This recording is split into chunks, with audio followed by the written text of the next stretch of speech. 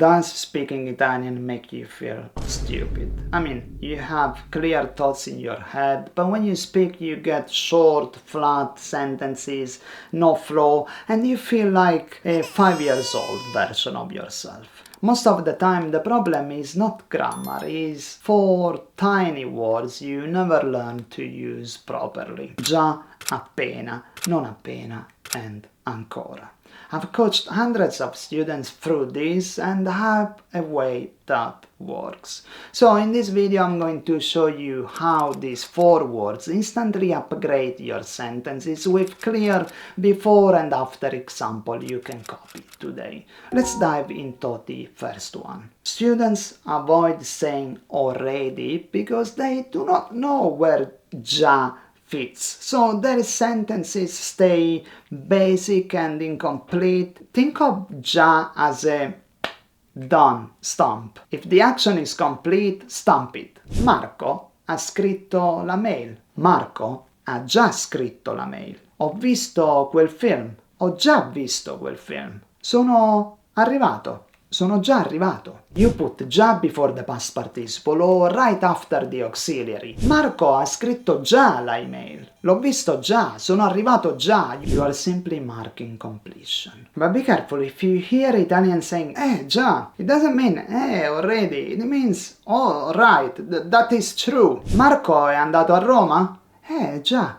Yes, true. Now let's flip into the just now feeling. Most learners say just now with long, slow explanations. Appena is a door that closes right behind you. If it has happened a moment ago, it is appena. Abbiamo finito poco fa. Abbiamo appena finito. Sono arrivato 2 minuti fa. Sono appena arrivato. Use appena plus the past tense to say a moment ago. But there is a faster version Italians love, and this one confuses everyone. Learners confuse it with not yet.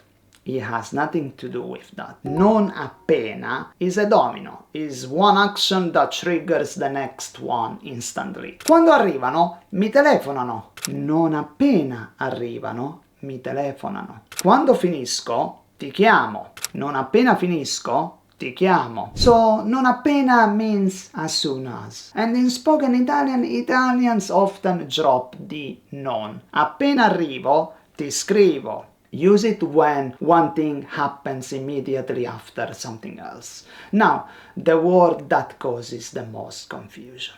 Ancora. Students translate ancora as again every time, but Italians use it for 3 very different ideas. Think of 3 colors on the same traffic light. The first one, ancora meaning still, up to now. Lo aspetto ancora, ci penso ancora.